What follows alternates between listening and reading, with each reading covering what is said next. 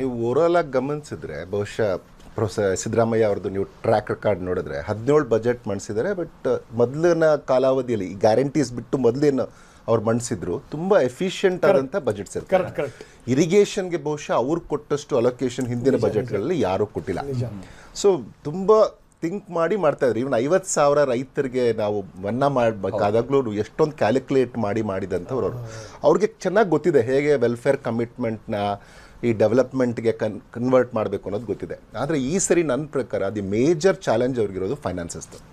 ಯಾಕೆಂದರೆ ಅವ್ರು ಅಂದ್ಕೊಂಡು ಟಾರ್ಗೆಟ್ಸ್ ಯಾವುದನ್ನು ರೀಚ್ ಆಗಿಲ್ಲ ಅನ್ನೋಂಥದ್ದನ್ನು ನಮಗೆ ಮಾಧ್ಯಮಗಳು ಹೇಳ್ತಾ ಇದೆ. ಅವ್ರದ್ದು ಅಡ್ವೈಸರ್, ಎಕನಾಮಿಕ್ ಅಡ್ವೈಸರ್ ಏನಿದ್ದಾರೆ, ರೆವೆನ್ಯೂ ಎಕ್ಸ್ಪೆಂಡಿಚರ್ ಏನಿದೆ ಅದು ಜಾಸ್ತಿ ಆಗ್ತಾ ಇದೆ. ಆದರೆ ಕ್ಯಾಪಿಟಲ್ ಎಕ್ಸ್ಪೆಂಡಿಚರ್ ಏನಿದೆ ಅದು ಕಡಿಮೆ ಆಗ್ತಾ ಇದೆ. ಸೊ ಅದು ದೊಡ್ಡ ಹೊಡೆತ.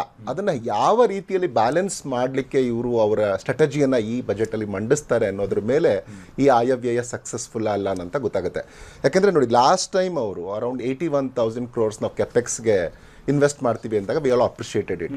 ಯಾಕೆಂದರೆ ಅದು ಹಿಂದಿನ ಬಜೆಟಲ್ಲಿ ನಮಗೆ 54% ಆಫ್ ದಿ ಟೋಟಲ್ ಬಜೆಟಲ್ಲಿ ನಮಗೆ ಕ್ಯಾಪೆಕ್ಸ್ಗಿತ್ತು, ಅಂದರೆ ಕ್ಯಾಪಿಟಲ್ ಎಕ್ಸ್ಪೆಂಡಿಚರ್ ಇತ್ತು.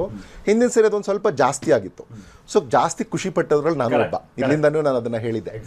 ಆದರೆ ಈ ಸರಿ ಏನಾಗಿದೆ, ಅವ್ರು ಹೇಳಿರೋ ಪ್ರಕಾರನೇ ಗೊತ್ತಾಗ್ತಿರೋ ಥರ ಮಾಹಿತಿ ಪ್ರಕಾರ, ಯಾಕೆಂದರೆ ಇದು ತುಂಬ ಮುಂದೆ ಆಗಿದೆ ನಾನು ಹೇಳೋದು, ಆದ್ರೂ ಎಕನಾಮಿಕ್ ಸರ್ವೆ ಎಲ್ಲ ನೋಡಿದ್ಮೇಲೆ ಗೊತ್ತಾಗ್ಬೋದು ಏನಾಗಿದೆ. ಅಷ್ಟು ಖರ್ಚು ಆಗಿಲ್ಲ ಅಂತ, ಒಂದು 10,000 crores ಅಷ್ಟು ಸೇವಿಂಗ್ಸೇ ಇನ್ನೂ ಇದೆ, ನಾವು ಖರ್ಚು ಮಾಡಬೇಕಾಗಿದ್ದನ್ನು ಮಾಡೋಕ್ಕಾಗಿಲ್ಲ ಅನ್ನುವಂಥದ್ದನ್ನು ಕೆಪೆಕ್ಸಲ್ಲಿ ಎಸ್ಪೆಷಲಿ ಮಾಡಿಲ್ಲದೆ ಇದರ ಪರಿಣಾಮ ಏನಾಗುತ್ತೆ ಅಂದರೆ ನಿಮ್ಗೆ ಇನ್ಫ್ರಾಸ್ಟ್ರಕ್ಚರ್ ಪ್ರಾಜೆಕ್ಟಲ್ಲಿ ಕಾಣುತ್ತೆ. ಆ ಇನ್ಫ್ರಾಸ್ಟ್ರಕ್ಚರ್ ಪ್ರಾಜೆಕ್ಟ್ಸ್ ನಿಮ್ಗೆ ಡೆವಲಪ್ ಆಗದ ಹೊರತು ಸ್ಟೇಟ್ಗೆ ನಿಮಗೆ ಇನ್ವೆಸ್ಟ್ಮೆಂಟ್ಸ್ ಬರಲ್ಲ. ನಾವು ರೋಡ್ಸ್ನ ಇವಾಗ ಶುರು ಮಾಡಿದ್ದೀವಿ. ಯಾಕೆಂದರೆ ನೀವು ನೋಡಿ, ಯಾವುದೇ ಒಂದು ಬೇಸಿಕ್ ರೋಡ್ಸ್ನ ಅರ್ಧ ರೋಡ್ಸ್ ಚೆನ್ನಾಗಿದ್ರೆ ಅರ್ಧ ರೋಡ್ ಚೆನ್ನಾಗಿಲ್ಲ.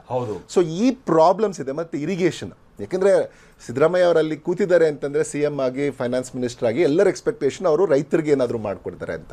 ಆ ರೈತರಿಗೆ ಮಾಡಿ ಕೊಡ್ತಾರೆ ಅಂದರೆ ಬೇಸಿಕಲಿ ನೀವು ಇರಿಗೇಷನು, ಇನ್ಫ್ರಾಸ್ಟ್ರಕ್ಚರ್ಗೆ ಏನು ಕೊಡ್ತೀರಾ ಅಂತ. ಸೊ ಅದಕ್ಕೆ ಅವ್ರಿಗೆ ಕೊಡೋಕ್ಕೆ ಇಚ್ಛೆ ಇರುತ್ತೆ, ನನಗೆ ಗೊತ್ತು. ಯಾಕೆಂದರೆ ಅವ್ರ ಬಜೆಟ್ನ 17 ಬಜೆಟ್ನು ತುಂಬ ಹತ್ತಿರದಿಂದ ನೋಡಿ ವಿಶ್ಲೇಷಣೆ ಮಾಡಿದ್ದೀನಿ ನಾನು. ಸೊ ಹಂಗಾಗಿ ಅವ್ರಿಗೆ ಇಚ್ಛೆ ಇದ್ರೂ ಈ ಹಣಕಾಸು ಅವ್ರಿಗೆ ಕೊಡಲಿಕ್ಕೆ ಸಾಧ್ಯ ಇದೆಯಾ ಅಂತ. ಇನ್ನು ಒಂದೇ ಒಂದು ಪಾಯಿಂಟ್ ಹೇಳಿ ನಿಲ್ಲಿಸ್ತೀನಿ. ರೀಜನಲ್ ಡಿಸ್ಪ್ಯಾರಿಟೀಸ್ ಕಮಿಟಿ ಈಗ ರಿಪೋರ್ಟ್ ಕೊಟ್ಟಿದೆ. ರೀಜನಲ್ ಡಿಸ್ಪ್ಯಾರಿಟಿ ಕಮಿಟಿಲಿ ಅದು ಇನ್ನೊಂದು ಸರ್ಪ್ರೈಸಿಂಗ್ ಏನು ಗೊತ್ತಾ ನಿಮಗೆ, ಕಳೆದ ಸಾರಿಗಿಂತನೂ ಈ ಸರಿ ಅನಾಭಿವೃದ್ಧಿ ಹೊಂದಿರುವ ತಾಲೂಕುಗಳ ಸಂಖ್ಯೆ ಹೆಚ್ಚಾಗಿರೋದು. 172. ಕಳೆದ ಸರಿ 67% ಇದ್ರೆ ತಾಲೂಕುಗಳು, ಈ ಸರಿ 75% ತಾಲೂಕು ಅನಾಭಿವೃದ್ಧಿ ಅಂತ. ಒಂದು ಏನು ಮಾಡಬೇಕು ಈ ಬಜೆಟಲ್ಲಿ ನಾನು ಎಕ್ಸ್ಪೆಕ್ಟ್ ಮಾಡೋದು, ಅದಕ್ಕೆ ಒಂದು ಕರೆಕ್ಟಾಗಿ ಏನು ಎಲ್ಲೋಯ್ತು ಆ 32,610 ಕೋಟಿ ರೂಪಾಯಿ ಏನಾಯಿತು ಅದು ಅನ್ನೋದು ಒಂದು. ಎರಡನೇದೇನು ಅಂದರೆ ಈ ಬಜೆಟಲ್ಲಿ ಈಗ 43,914 ಕೋಟಿ ರೂಪಾಯಿ ಬೇಕು 5 ವರ್ಷದಲ್ಲಿ. ಈ ವರ್ಷ ನೋಡಿದಾಗ ಪಾರ್ಷಲಿ ಕರೆಕ್ಟ್ ಇದೆ, ನಾನು ಪೂರ್ತಿಯಾಗಿ ತಪ್ಪು ಅಂತ ಹೇಳಲ್ಲ. ಬಟ್ ಏನಂದ್ರೆ ನೀವು ಕಳೆದ 15 ಫೈನಾನ್ಸ್ ಕಮಿಷನ್ಗೂ 16 ಫೈನಾನ್ಸ್ ಕಮಿಷನ್ಗೆ ಹೋಲಿಸಿದ್ರೆ we are much better position.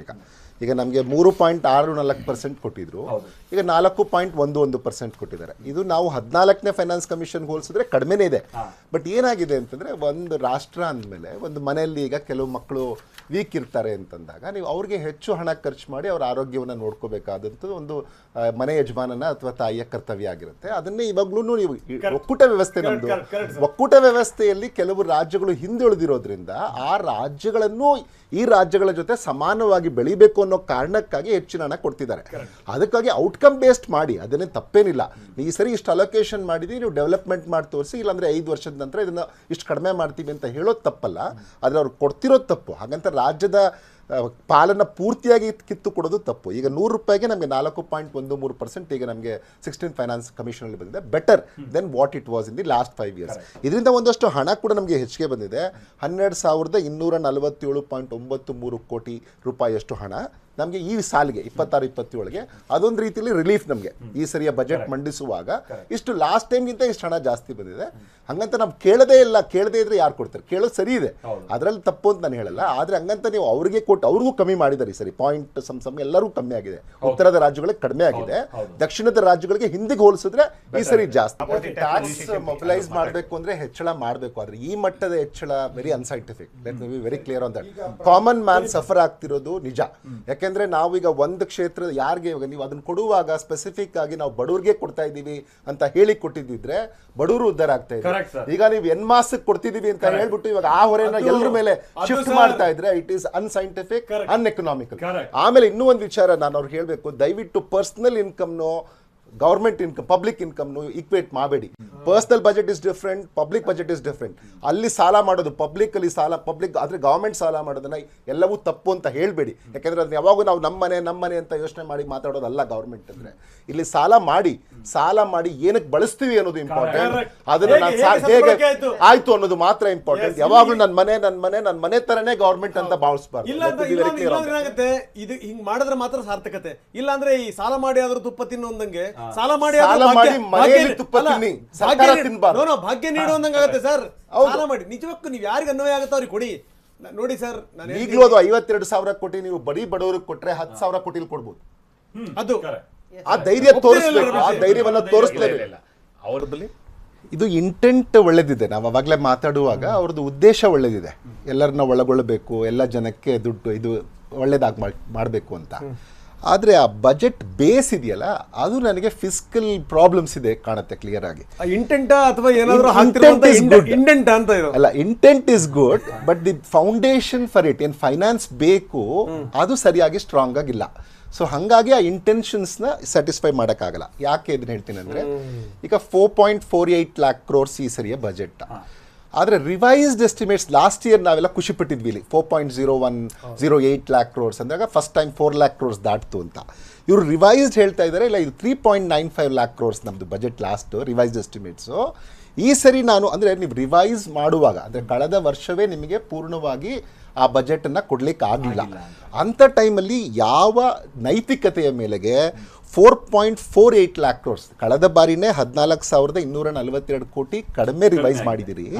ಅದರಲ್ಲಿ ಇವಾಗ ನೀವು 4.48 ಲಕ್ಷ ಕೋಟಿಯನ್ನು ಸ್ಪೆಂಡ್ ಹೇಗೆ ಮಾಡ್ತೀರಿ ಅನ್ನೋವಂಥದ್ರ ಬಗ್ಗೆ ಕ್ಲಾರಿಟಿ ಇಲ್ಲ. ಯಾಕೆ ಇಲ್ಲ ಅಂತಂದರೆ, ಈಗ ಎಕ್ಸೈಸ್ ನೋಡಿ 40,000 crores ಅವರು ಎಸ್ಟಿಮೇಟ್ ಲಾಸ್ಟ್ ಇಯರ್ ಇತ್ತು. ಆಮೇಲೆ ಖರ್ಚು ಮಾಡಿದ್ದು ಫೆಬ್ರವರಿವರೆಗೂ, ಅಂದರೆ ಟಾರ್ಗೆಟ್ ಬಂದಿದ್ದು ನಮಗೆ ದುಡ್ಡು ಬಂದದ್ದು 36,492 ಕೋಟಿ. ಇನ್ನು 1 ಮಂತ್ ಇದೆ. 1 ಮಂತಲ್ಲಿ ಇಷ್ಟು ಫಿಲ್ ಆಗಲ್ಲ. ಆದರೆ ಈ ಸರಿ ಟಾರ್ಗೆಟ್ ಈಗ 45,000. ಆಮೇಲೆ ಎಜುಕೇಷನ್ಗೆ ಲಾಸ್ಟ್ ಇಯರ್ಗಿಂತ ಈ ವರ್ಷ ನೀವು ಪರ್ಸೆಂಟೇಜ್ ವೈಸಲ್ಲಿ ಕಡಿಮೆ ಖರ್ಚು ಮಾಡ್ತಾ ಇದ್ರಿ. ಇಂಟೆನ್ಷನ್ ಇಸ್ ಗುಡ್, ಬಟ್ ಎಜುಕೇಷನ್ಗೆ ಅಲೋಕೇಶನ್ ಯಾಕೆ ಕಡಿಮೆ ಆಯಿತು? 40,000 ಕೋಟಿ ಲಾಸ್ಟ್ ಟೈಮ್ ಇತ್ತು, ಈಗ 47,224 ಕೋಟಿ, ಅಂದರೆ 10.5% ಆಗಿದೆ. ಲಾಸ್ಟ್ ಟೈಮ್ 11% ನಾನು ಶರ್ಮಾ ಅವ್ರ ಕೂತು ಮಾಡ್ತಾ ಇದ್ವಿ ಇದನ್ನ.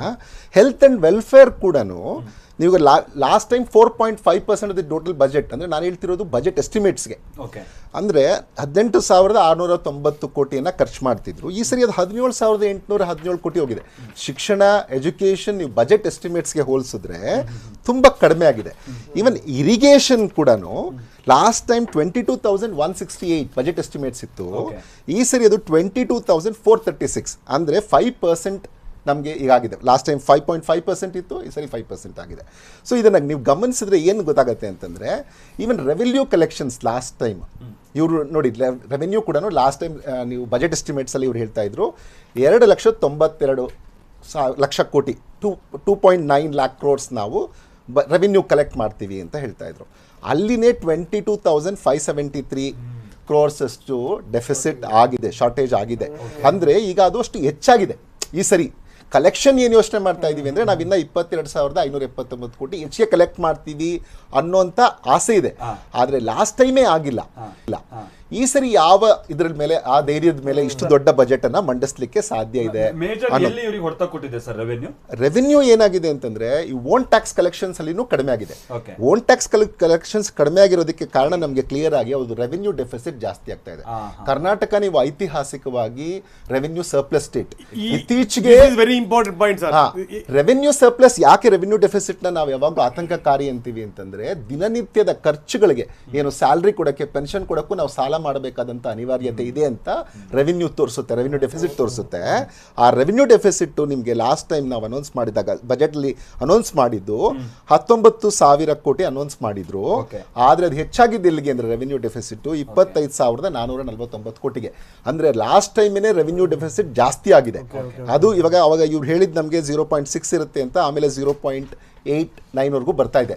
ಸೊ ಅಂದ್ರೆ ಈಗ ಸಾಮಾನ್ಯ ಜನರಿಗೆ ಅರ್ಥ ಆಗೋ ಹಾಗಾದ್ರೆ, ನನ್ನ ಖರ್ಚು, ನನ್ನ ಆದಾಯ 100 ರೂಪಾಯಿ ಇದೆ, ನನ್ನ ಖರ್ಚು 119 ರೂಪಾಯಿ ಇದೆ ಅಂತ ಹೋದ ವರ್ಷನೇ ತೋರಿಸಿದ್ರು, ಬಟ್ ಆ ಖರ್ಚು ಈಗ 125 ರೂಪಾಯಿ ಆಗಿದೆ. ಆಗ್ತಾ ಇದೆ ಅಂದ್ರೆ ಇದು 0.9 ಆದ್ರಿಂದ ನಾವು ಅಲ್ಲಿಗೆ 125 ಅಂತ ಹೇಳಕ್ಕಾಗಲ್ಲ.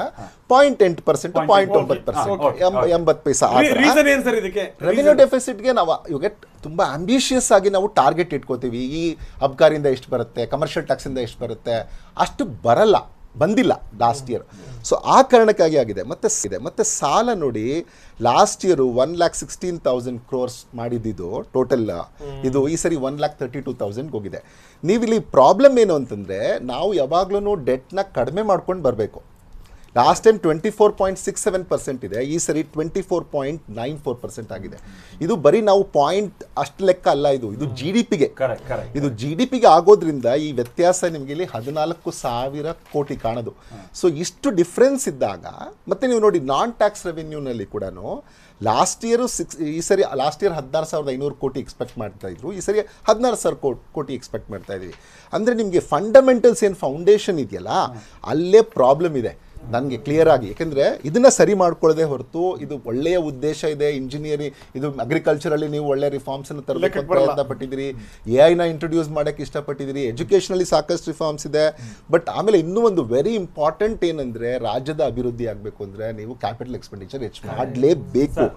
ಈ ಸಾಲ ನಾವು ಈ ಸಲ ಇನ್ಕ್ರೀಸ್ ಆಗಿದೆಯಲ್ಲ, ಅದರಲ್ಲಿ ಕ್ಯಾಪಿಟಲ್ ಎಕ್ಸ್ಪೆಂಡಿಚರ್ ಅಂದ್ರೆ ಆ ಸಾಲ ಎಲ್ಲಿಗೆ ಹೋಗ್ತಾ ಇದೆ ಸರ್? ಕ್ಯಾಪಿಟಲ್ ಎಕ್ಸ್ಪೆಂಡಿಚರ್ಗೆ ಹೋಗ್ತಾ ಇದೆಯೋ, ರೆವೆನ್ಯೂ ಎಕ್ಸ್ಪೆಂಡಿಚರ್ಗೆ ಅದನ್ನ ಬಳಸ್ಕೊಳ್ತಾರೋ ಏನು? ಇಲ್ಲ, ರೆವೆನ್ಯೂ ಎಕ್ಸ್ಪೆಂಡಿಚರ್ಗೆ ಬಳಸೋದು ಇರುತ್ತೆ ಸಾಲ ತಗೊಂಡು. ಆದರೆ ಇಲ್ಲಿ ಏನು ಪ್ರಾಬ್ಲಮ್ ಆಗಿದೆ ಅಂತ ಹೇಳ್ತೀನಿ ನಿಮಗೆ ಅಬ್ಸಲ್ಯೂಟ್ ನಂಬರ್, ಬರೀ ನಂಬರ್ನ ನೋಡಿದ್ರೆ ನೀವು, ಅವಾಗ ಲಾಸ್ಟ್ ಇಯರ್ ಹೇಳಿದ್ರು ಇವ್ರು 68,172 ಕೋಟಿ ನಾವು ಖರ್ಚು ಮಾಡ್ತೀವಿ ಅಂತ ಹೇಳಿದ್ರು, ಕ್ಯಾಪಿಟಲ್ ಎಕ್ಸ್ಪೆಂಡಿಚರ್ ಅಂತ ಹೇಳಿದ್ರು, ಕ್ಯಾಪಿಟಲ್ ಎಕ್ಸ್ಪೆಂಡಿಚರ್. ಆದರೆ ಇವಾಗ ರಿವೈಸ್ ಅಲ್ಲಿ ಹೇಳ್ತಾ ಇದ್ದಾರೆ 62,834, ಅಲ್ಲೇ ಕಡಿಮೆ ಮಾಡಿದ್ದಾರೆ. ಕಡಿಮೆ ಹೆಚ್ಚು ಕಮ್ಮಿ ನಮಗೆ 5,388 ಕೋಟಿ ರೂಪಾಯಿ ರಿವೈಸ್ ಎಸ್ಟಿಮೇಟ್ ಅಲ್ಲಿ ಕಮ್ಮಿ ಆಗಿದೆ. ಈ ಸರಿ ಹೇಳ್ತಾ ಇದ್ದಾರೆ 74,682 ಕೋಟಿ. ನಂಬರಲ್ಲಿ ಕಾಣಿಸುತ್ತೆ ಹೆಚ್ಚಿಗೆ ಹೋಗ್ತಾ ಇದೆ ಅಂತ ಕಾಣಿಸುತ್ತೆ. ಪರ್ಸೆಂಟೇಜ್ ಹೋಗಿ ಬಜೆಟ್ ಸೈಜ್ಗೆ ನೀವು ಯಾವಾಗ್ಲೂ ಪರ್ಸೆಂಟೇಜ್ಗೆ ನೋಡಿದ್ರೆ, ನೀವು ಲಾಸ್ಟ್ ಟೈಮು 58% ಅವರು ಸಾಲ ಏನು ಮಾಡ್ತಾರೆ, ಒಟ್ಟು ಸಾಲ ನಾನು ₹100 ರೂಪಾಯಿ ಸಾಲ ಮಾಡ್ತಾ ಇದ್ದೀನಿ. ಲಾಸ್ಟ್ ಟೈಮ್ ಇವ್ರು ಹೇಳಿದ್ದು ನಾನು ₹100 ಸಾಲ ಮಾಡ್ತೀನಪ್ಪ, 58 ರೂಪಾಯಿ ನಾನು ಅದನ್ನ ಕೆಪೆಕ್ಸ್ ಮೇಲೆ ಹಾಕ್ತೀನಿ. ಓಕೆ, ಒಂದು ಸಮಾಧಾನ ಆಯ್ತಪ್ಪ, 58 ರೂಪಾಯಿ ಆದ್ರೂ ನನಗೆ ರೋಡು, ಒಳ್ಳೆ ಬ್ರಿಡ್ಜ್, ಫ್ಲೈಓವರ್ ಆಗುತ್ತೆ ಅಂತ ಖುಷಿ. ಆದ್ರೆ ಈ ಸರಿ ಸಾಲ ಜಾಸ್ತಿ ಮಾಡ್ತಾ ಇದ್ದೀವಿ, ಆದ್ರೆ ನಾವು ಆಗ್ತಾ ಇರೋದು ಕೇವಲ 56.57%. ಅಂದ್ರೆ ನಿಮ್ಗೆ ಲೆಕ್ಕ ಹಾಕಿ, 58% ನಾವು ವಿನಿಯೋಗ ಮಾಡ್ತಾ ಇದ್ದೀವಿ, 58.5% ವಿನಿಯೋಗ ಮಾಡ್ತಾ ಇದ್ದೀವಿ. ಈಗ 56% ಅಷ್ಟು ಮಾತ್ರ ನಾನು ಸಾಲ ಮಾಡಿದ ದುಡ್ಡಲ್ಲಿ ರೋಡು, ಬ್ರಿಡ್ಜು, ನಿಮಗೆ ಇನ್ಫ್ರಾಸ್ಟ್ರಕ್ಚರ್ ಎಲ್ಲೆಲ್ಲಿ ಬೇಕು, ಈಗ ಅದೆಷ್ಟು ಕೋಲ್ಡ್ ಸ್ಟೋರೇಜ್ ಎಲ್ಲ ಹೇಳ್ತಾ ಇದ್ರಲ್ಲ, ಅವೆಲ್ಲವೂ ಇನ್ಫ್ರಾಸ್ಟ್ರಕ್ಚರಿನ ಭಾಗವಾಗಿ ಮಾಡ್ತಾ ಇರೋದು. 44% ಹೆಚ್ಚು ಕಮ್ಮಿ ನಾನ್ ಪ್ರೊಡಕ್ಟಿವ್ ಥಿಂಗ್ಸ್ ಮೇಲೆ ಹೋಗುತ್ತೆ ಅಂತ ಸರ್ಕಾರನೇ ಒಪ್ಕೊಂಡಿರೋ ಅಂಶ. ಅದು ಸಮಾಜ ಕಲ್ಯಾಣ, ಮತ್ತೊಂದು ಏನೇ ಕಲ್ಯಾಣ ಯೋಜನೆ ಅಂತ. ಕಲ್ಯಾಣ ಅಂದ್ರೆ ನೀವೇನಂದ್ರೆ, ಇವಾಗ ಕಮಿಟೆಡ್ ತಾನೇ, ಲಾಸ್ಟ್ ಇಯರ್ ನಾವು ಕಮಿಟ್ ಮಾಡಿರ್ತಾರೆ ಇಷ್ಟು ಎಕ್ಸ್ಪೆಂಡಿಚರ್ ಅಂತ. ಇನ್ನೊಂದೇನು ನಾವು ಯೋಚನೆ ಮಾಡ್ಬೇಕು ಯಾವಾಗ್ಲೂ ಇಲ್ಲಿ ಅಂದ್ರೆ, ನೀವು ಸಾಲ ಮಾಡೋದು ತಪ್ಪಂತ ಯಾರು ಹೇಳಲ್ಲ, ಸಾಲ ಮಾಡಿದ್ದು ಹೆಂಗೆ ವಿನಿಯೋಗ ಮಾಡಿ. ಈಗ ಕೇಂದ್ರ ಸರ್ಕಾರದ ವಿಚಾರ ಬಂದಾಗ್ಲೂ ನಾನು ಅದನ್ನೇ ಹೈಲೈಟ್ ಮಾಡಿದ್ದು. ಯಾಕಂದ್ರೆ ನೀವು ನಾನ್ ಡೆಟ್ ರೆಸಿಟ್ಸ್ ಏನಿತ್ತು, ಡೆಟ್ ರೆಸಿಟ್ಸ್ ಏನಿತ್ತು, ಆ ತರ ಹೋದ್ರೆ ಅವ್ರು ಸಾಲ ಮಾಡಿದ್ದಕ್ಕಿಂತ ಹೆಚ್ಚು ಇದ್ರ ಮೇಲೆ ಹಾಕಿದ್ರು, ಕ್ಯಾಪಿಟಲ್ ಎಕ್ಸ್ಪೆಂಡಿಚರ್ ಮೇಲೆ ಹಾಕಿದ್ರು. ಆದ್ರೂ ನಾವು ಟೋಟಲ್ ಮಾರ್ಕೆಟ್ ಬಾರೋಯಿಂಗ್ಸ್ ತಗೊಂಡಿದೀವಿ, ಅವಾಗ ತಗೊಂಡಾಗ್ಲೂ it came to around 78%. So 78% ಇದ್ದಿದ್ದಕ್ಕಾಗಿ ನಾನು ಅದನ್ನ ಅಪ್ರಿಷಿಯೇಟ್ ಮಾಡಿದೆ. ನಾನು ಎಕ್ಸ್ಪೆಕ್ಟ್ ಮಾಡ್ತಾ ಇದ್ದೆ ಈ ಸರಿ ಕೆಪೆಕ್ಸ್ಗೆ ಜಾಸ್ತಿ ಕೊಡ್ತಾರೆ, ಈ ಥರದ್ದೇನು ಪ್ರೆಷರ್ ಇಲ್ಲ, ಈಗ ಗೌರ್ಮೆಂಟ್ ಈಗ ಪರ್ಫಾರ್ಮ್ ಮಾಡ್ತಾ ಇದೆ ಅಂತ ತೋರ್ಸಕ್ಕೆ ನಾವು ಹೆಚ್ಚು ಮಾಡ್ತೀವಿ ಅಂತ. ನಿಮಗೆ ಕೆಪೆಕ್ಸ್ ಕಡಿಮೆ ಆಗಿದೆ, ಸಾಲ ಜಾಸ್ತಿ ಆಗಿದೆ. ಇದಕ್ಕೆ ಜಸ್ಟಿಫಿಕೇಶನ್ ಸರ್ಕಾರಕ್ಕೆ ಕೊಡೋದ ಹೊರತು ನಮಗೆ ಈ ಮಿಕ್ಕಿದ್ದೇನಿದೆ ಅಲ್ಲ, ಇವೆಲ್ಲ ನಾವು ಎಷ್ಟೊಂದು ರಿಫಾರ್ಮ್ಸ್ ಮಾಡಿದೀವಿ ನೋಡಿ, ಅಗ್ರಿಕಲ್ಚರಲ್ಲಿ AI ತರ್ತಾ ಇದ್ದೀವಿ, ಪ್ರೊಡಕ್ಟಿವಿಟಿ ಹೆಚ್ಚು ಮಾಡ್ತಾ ಇದ್ದೀವಿ, ಇವೆಲ್ಲ ಡಸಂಟ್ ಮೇಕ್ ಸೆನ್ಸ್.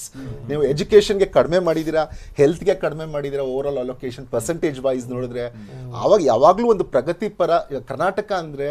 ಈವನ್ ನೀವು ಬ್ರಿಟಿಷರ ಕಾಲದಲ್ಲೂ ಕೂಡ ಗಾಂಧೀಜಿ ಇದನ್ನ ರಾಮರಾಜ್ಯ ಅಂತ ಹೇಳಿದ್ರು, ಮೈಸೂರು ಭಾಗವನ್ನ. ಅಂದ್ರೆ ನಮ್ದು ಅಭಿವೃದ್ಧಿ ಹೊಂದಿರುವ ಭಾಗ ನಮ್ಮ ಕರ್ನಾಟಕದಲ್ಲಿ ಇರುವಂತದ್ದು. ಈಗ ಅದನ್ನ ನಾವು ಎಲ್ಲಿಗೆ ತಗೊಂಡೋಗ್ಬೇಕು, where should be take it? ಅದಕ್ಕೆ ನಾನು ಫೌಂಡೇಶನ್ ನಮ್ಗೆ ಯಾವಾಗ್ಲೂ ಹೆಂಗಿರ್ಬೇಕು ಅಂದ್ರೆ, ಈ ಎಸ್ಪೆಷಲಿ ಈ ಫಂಡಮೆಂಟಲ್ಸ್ ಏನಿಲ್ಲ, ಇದನ್ನ ಸ್ಟ್ರೆಂಥನ್ ಮಾಡಿದ್ರೆ ಮಿಕ್ಕಿದ ಬಜೆಟ್ ಪರ್ಫೆಕ್ಟ್ ಆಗುತ್ತೆ. ಮಿಕ್ಕಿದೆಲ್ಲ ಚೆನ್ನಾಗಿದೆ, ನಾನು ಓದ್ತಾನೆ ಇದ್ದೀನಿ, ಅವಾಗಿಂದ ಅವ್ರು ಓದೋದನ್ನ ಕೇಳಿಸ್ಕೊಳ್ತಾನೆ ಇದ್ದೀನಿ, ಎಲ್ಲವೂ appreciable. I really respect him. ಮುಂಚೆಯಿಂದನೂ ಈಗ್ಲೂ ಜಾಸ್ತಿ ಆಯ್ತು. ಆದ್ರೆ ಈ ಫೌಂಡೇಶನ್ ಇಲ್ಲಿ ಫೈನಾನ್ಸೇ ನಿಮ್ಗೆ ಇಲ್ಲ ಅಂದ್ರೆ ಬೇರೆ ಇದೆಲ್ಲ ಮಾಡುವಾಗ ಬೇರೆ ಗಟ್ಟಿ ಇಲ್ಲ. ಅದು ಬೇರೆ ಪ್ರಾಬ್ಲಮ್. ಗಟ್ಟಿ ಇಲ್ಲ. ನನಗೆ ರೆವೆನ್ಯೂದೇ ಪ್ರಾಬ್ಲಮ್ ಇಲ್ಲ. ನನಗೆ ಬೇಸಿಕ್ ಪ್ರಾಬ್ಲಮ್ ಇರೋದೇ ಈ ಬಜೆಟ್ ಅಲ್ಲಿ ಅದ್ರದ್ದು. ಯಾಕೆಂದ್ರೆ ನೀವು ಇವಾಗ ಶರ್ಮಾ ಅವರು ಹೇಳುವಾಗ ಅದನ್ನ ಹೇಳ್ತಾ ಇದ್ರು, CAG ವರದಿಯಲ್ಲಿ ಹೇಳ್ತಾ ಇದೆ 50% ಕ್ರಾಸ್ ಆಗುವ ಆತಂಕ ಇದೆ ಅಂತ ರೆಡ್ ಫ್ಲಾಗ್ ಮಾಡಿದ್ದಾರೆ. ಯಾವುದಕ್ಕೆ? ಬಡ್ಡಿ ಕಟ್ಟಕ್ಕೆ. ಇದು ನಾವು ಅದರಲ್ಲಿ ಏನು ಹೇಳ್ತೀವಿ ಅಂತಂದರೆ, ಇದೊಂಥರದ ಮೋಷನ್ ಹೆಂಗೆ ಕ್ರಿಯೇಟ್ ಆಗುತ್ತೆ ಅಂದರೆ, ನಾನು ಸಾಲ ಮಾಡೋದು ಡೆಟ್ ಟ್ರ್ಯಾಪ್ ಅಂತ ಕರಿತೀವಿ ಎಕನಾಮಿಕ್ಸಲ್ಲಿ. ನಾನು ಸಾಲ ಮಾಡ್ತಿರೋದು ಬಡ್ಡಿ ಕಟ್ಟಕ್ಕೆ, ಮತ್ತೆ ಸಾಲ ಮಾಡ್ತೀನಿ, ಡೆಟ್ ಟ್ರ್ಯಾಪ್. 50% ಕ್ರಾಸ್ ಆಗ್ತಾ ಇದೆ ಅಂದರೆ ನಾವು ಎಚ್ಚೆತ್ಕೊಳ್ಬೇಕೀಗ ಅನ್ನುವಂಥದ್ದು. ಇದೇನೆಂದರೆ ನಾವು ಇವಾಗ ಎಸ್ಟಿಮೇಟ್ ಮಾಡ್ತೀವಿ, ಎಕನಾಮಿಕ್ಸಲ್ಲಿ ಇದೊಂದು ಒಳ್ಳೆ ತಂತ್ರನೇ ಇದೆ. GDPನ ನಾವು ಎಸ್ಟಿಮೇಟ್ ಮಾಡ್ತೀವಿ, ಇಷ್ಟು GDP ಆಗಬಹುದು ಈ ವರ್ಷಕ್ಕೆ ಕೊನೆಗೆ ಅಂತ. ಆ GDP ಎಸ್ಟಿಮೇಟ್ ಮಾಡೋದ್ರಿಂದ ಏನಾಗುತ್ತೆ ಅಂತಂದರೆ, ನನಗೆ ಇಷ್ಟು ತಗೋಬೋದು ಲೋನು ಅಂತ ನಾನು ಎಸ್ಟಿಮೇಟ್ ಮಾಡ್ಕೋತೀನಿ. ಹಂಗಾಗಿ ನಾನು ಅದು 25% ಒಳಗಡೆ ಮಾಡ್ಕೊಳ್ತಾ ಇದ್ದಾರೆ. ಆದರೆ ನಂದು ಮೇಜರ್ ಇದೇನೆ ವಿಚಾರ ಅದೇನೆ, ನೀವು ದಯವಿಟ್ಟು ಸಾಲ ತಗೊಂಡಿದ್ದ ಬಗ್ಗೆನೂ ನಂಗೆ ತಕರಾರಿಲ್ಲ. ಆ ತಗೊಂಡಿದ್ದ ಹಣ ಅಟ್ಲೀಸ್ಟ್ 75%, 78% ನೀವು ಕೆಪೆಕ್ಸ್ ಮೇಲೆ ಹಾಕಿ. ಅವಾಗಲೇ ನಾವು ಗುರುಗುಂಟೆಪಾಳ್ಯದ ಬಗ್ಗೆ ಮಾತಾಡ್ತಾ ಇದ್ವಿ. ಸಿದ್ದರಾಮಯ್ಯ ಅವರು ಫಸ್ಟ್ ಟೈಮ್ CM ಆದಾಗ ಗುರುಗುಂಟೆಪಾಳ್ಯದ ಬಜೆಟ್ ಕಾಪಿ ತೆಗೆದು ನೋಡಿ, ಫಸ್ಟ್ ಟೈಮ್ CM ಆದಾಗ ಬಜೆಟ್ ಮಂಡಿಸಿದ್ರಲ್ಲ ಅವಾಗಿದೆ. ಥರ್ಡ್ ಟೈಮ್ CM ಆಗಿ ಮಂಡಿಸಿದ ಬಜೆಟ್ ಅಲ್ಲಿ ಮತ್ತೆ ಅದು ಆಗಿದೆ. ಇಲ್ಲಿವರೆಗೂ ಅಲ್ಲಿ ಕೆಲಸ ಏನು ಮಾಡ್ತಾ ಇಲ್ಲ. ಸೊ ನಾ ಹೇಳ್ತಿರೋದು, ನೀವು ತಗೊಳ್ತಿರಲ್ಲ ಸಾಲ ತಗೊಳ್ಳಿ, but invest on this. Invest on this. ನಿಮ್ಮನ್ನ ಇತಿಹಾಸ ನೆನೆಯುತ್ತೆ. ಅಲ್ಲಿ ಎಷ್ಟು ಭಾಗದ, ಇಡೀ ಕರ್ನಾಟಕದ 75% ಭಾಗದ ಜನ ಆ ರೋಡಲ್ಲಿ ಹೋಗ್ತಾರೆ. ಅರ್ಧ ಗಂಟೆ ಮುಕ್ಕಾಲು ಗಂಟೆ ಕಾಯುವಂತ ಸ್ಥಿತಿ ಇದೆ. ಸೊ ಅದನ್ನ ಅಂತವ್ ಮಾಡ್ಕೊಡ್ಬೇಕು ನಾವು. ಆಮೇಲೆ ಇನ್ನೂ ಒಂದೇ ಒಂದು ವಿಚಾರ ಹೇಳಬೇಕು, ಈ ರೀಜನಲ್ ಡಿಸ್ಪ್ಯಾರಿಟಿ ಕಮಿಟಿನ ಮಾಡಿದ್ರು. ರೀಜನಲ್ ಡಿಸ್ಪ್ಯಾರಿಟಿ ಕಮಿಟಿ ಮಾಡಿದಾಗ ಈಗ 43,914 ಕೋಟಿ 5 ವರ್ಷದಲ್ಲಿ ಸ್ಪೆಂಡ್ ಮಾಡಿ ಅಂತ ಗೋವಿಂದ ರಾವ್ ರಿಪೋರ್ಟ್ ಹೇಳುತ್ತೆ. ಅದನ್ನ ಮೆನ್ಷನ್ ಮಾಡಿದ್ರು. I really appreciate CM for that. ಆದರೆ ಈ ವರ್ಷದ ಅಲೋಕೇಶನ್ ಏನು ಕೊಟ್ಟಿದ್ದಾರೆ, 4,291 ಕೋಟಿ ಅಲೋಕೇಟ್ ಮಾಡಿದ್ದಾರೆ. ನೀವು ಒಂದು 5 ವರ್ಷ ಅಂದರೆ ಒಂದು 10 ಹತ್ರ ನೀವು ಒಂದು ಲೆಕ್ಕ ಹಾಕೋಬೇಕು, ಎಷ್ಟು ನಾನು ಪ್ರತಿ ವರ್ಷ ಕೊಡಬೇಕು. ಕಡೆ ವರ್ಷ ನಾನು ಪೂರ್ತಿ ಕೊಡ್ತೀನಿ ಅನ್ನೋಕೆ ಆಗಲ್ಲ. ಈಗ ನೀವು ಆವರೇಜ್ ಏನು ಅಂದರೆ 8,782.8 crores ಪ್ರತಿ ವರ್ಷ ಕೊಡಬೇಕು. ನೀವೊಂದು ಅಟ್ಲೀಸ್ಟ್ 6-7 ಸಾವಿರ ಕೋಟಿ ಆದರೂ ಕೊಟ್ಟಿದ್ರೆ ಆ ಇಚ್ಛಾಶಕ್ತಿಯ ನಮಗೆ ಕಾಣಿಸ್ತಾ ಇತ್ತು. ಅದಕ್ಕೆ ಕೇವಲ 4,291 ಕೋಟಿ ಕೊಟ್ಟಿದ್ದಾರೆ. ಅಂದರೆ ಇಂಟೆಂಟ್ ಇದ್ದಿದ್ದು ಪ್ರತಿ ವರ್ಷ ಆವರೇಜ್ ಇರೋದೇ 8,780, ಅಂದರೆ ಅದರ 50%. ಸರ್ ಡಿಸ್ಪ್ಯಾರಿಟಿಗೆ ಅನೌನ್ಸ್ ಮಾಡಿದ್ದು ಸರ್, ಅದ್ರದ್ದು ನಾನು ನೋಡಿಲ್ಲ ಸರ್.